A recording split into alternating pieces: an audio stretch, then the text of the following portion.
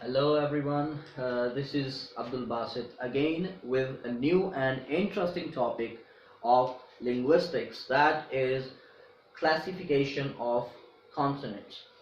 In the previous video, in the previous lecture, we talked about the definition of phonetics and the three branches of phonetics.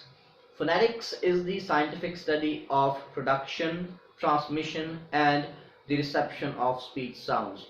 Okay, phonetics is the study of speech sounds that are produced by human beings, and this is the study of sounds without any reference to a particular language. It is a general study of sounds. On the other hand, phonology is a study of sounds with reference to a particular language. So the difference between these two things is of generality and particularity.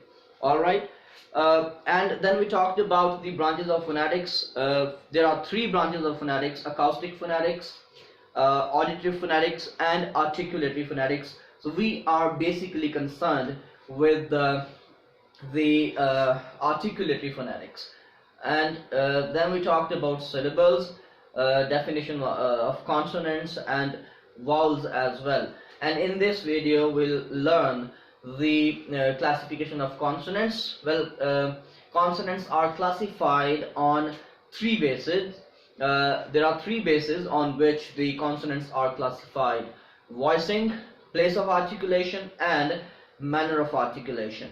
Okay, and today we'll talk about voicing and place of articulation, and in the next video we'll talk about the manner of articulation. So here we go. Classification of consonants. First of all, we'll talk about the voicing. Okay, on the basis of voicing, sounds can be classified into voiced and unvoiced. Okay, well, if we observe our articulatory organs, if we observe the apparatus of speech organs, there is a larynx right here. Okay, that is also called Adam's apple. All right, and within the Adam's apple, within the larynx, there are vocal folds, and these vocal folds are also called vocal cords. Okay, so when the vocal cords are open, the air passes without any impediment, without any obstruction, and there is no vibration when we produce the sound. But when the vocal cords are close to each other, when they narrow, okay, when they are narrow, the air passes with a little bit obstruction, and this causes the vibration. All right, so we can say that the sounds in the production of which our vocal cords vibrate, they are called voiced sounds, and the sounds in the production of which our vocal cords do not vibrate, they are called voiceless sounds. Okay, so first we'll talk about the voiced sounds. The voiced sounds in English are, as you can see here, b, d, g, v, the, z, j, m, n, ing, l, r, j, y, and w.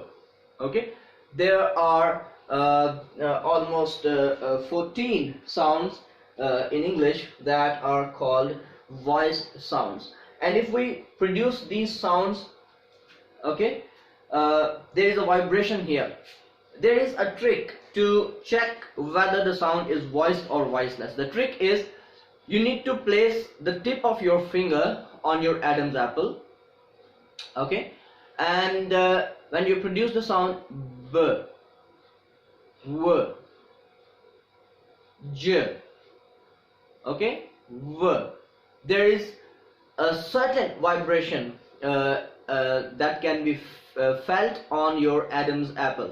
So these sounds in the production of which there is vibration of the vocal cords, these are called voiced sounds. Okay, the voiceless sounds in English are,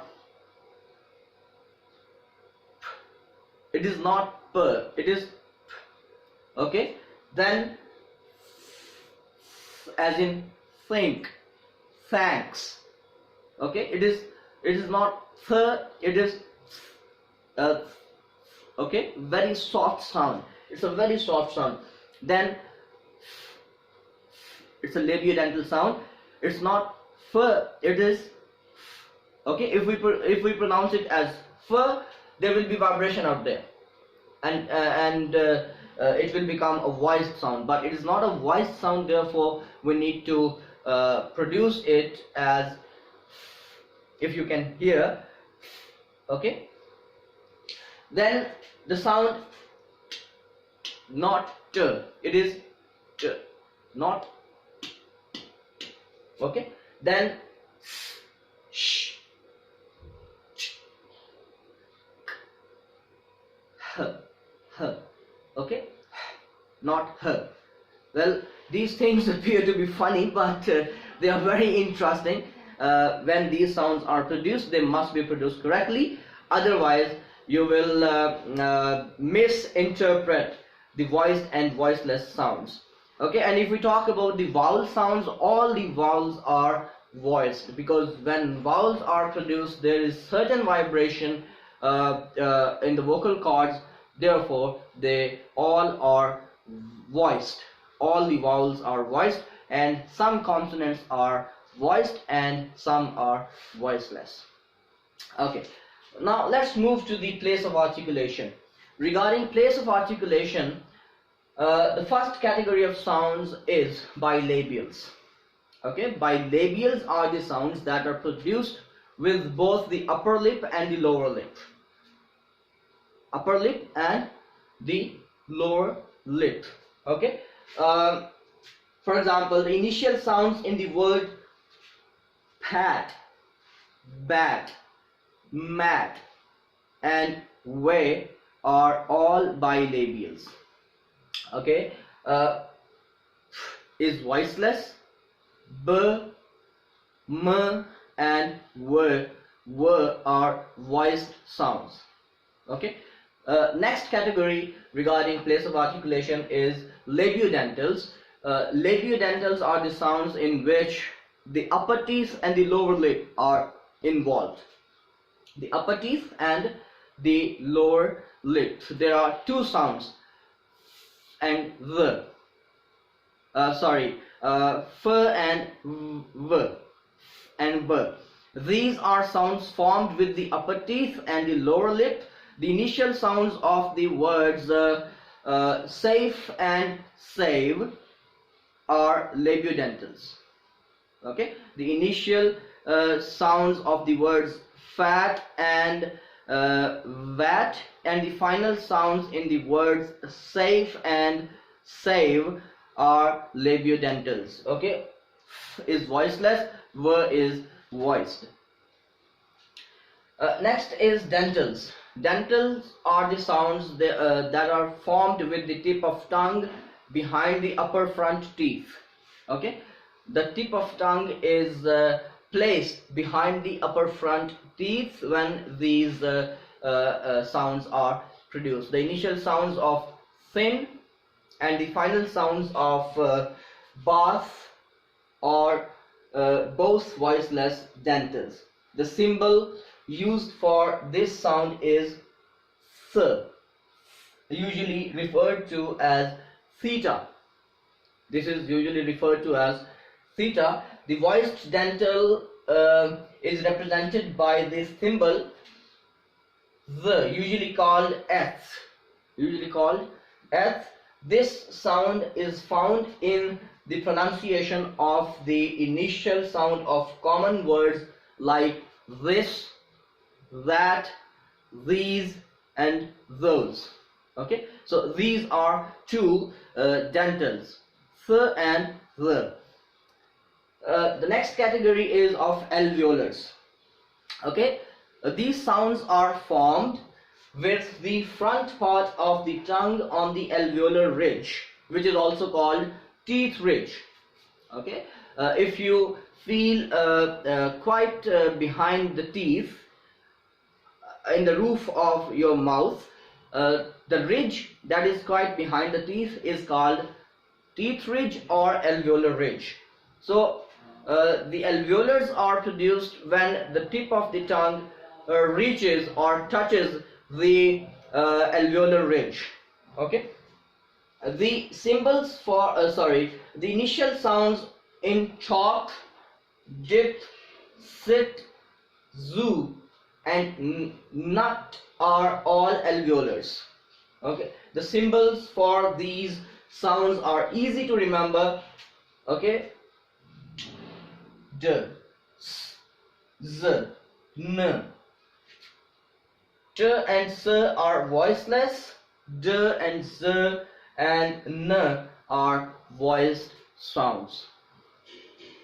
The next category is palatals. If you feel back behind the alveolar ridge, you should find a hard part in the roof of your mouth. Back behind the teeth ridge, in the roof of the mouth, you will find the hard part, and that hard part is called palate. Okay, this is called the hard palate or just the palate. Sounds produced with the tongue and the palate are called palatals. The sounds produced with the tongue and palate are called palatals or alveolopalatals. Examples of palatals are the initial sounds in the words shout, sh sound is there, child, ch sound is there, and joke, j, and the middle sound in the word pleasure. Okay, so there are 4 sounds that are called palatals: sh, ch, j, and j. These are 4 sounds. All right, sh and ch are voiceless, j and y are voiced. Well, the next category is of velars. Even further back in the roof of the mouth, beyond the hard palate, you will find a soft area. Well, there is alveolar ridge. Before the alveolar ridge, there is a palate, and behind the alveolar, behind the palate, there is a soft area that is called soft palate. Okay, or the velum. It is also called velum. Sounds produced with the back of the tongue against the velum are called velars. Sounds produced with the back of the tongue and velum are called velars. The initial sounds in the words king and gun and the final sounds in the word sing are the examples of velars. Alright, is voiceless, k is voiceless, g and ing are voiced sounds. Last but not the least, the last category regarding the place of articulation is glottals. The sound h is produced without the active use of the tongue and other parts of the mouth. In the production of this sound, tongue does not involve. Okay, other parts, other articulatory organs do not involve. Okay, it occurs at the beginning of have and house. The sound h occurs at the beginning of have and house. This sound is usually described as a voiceless glottal.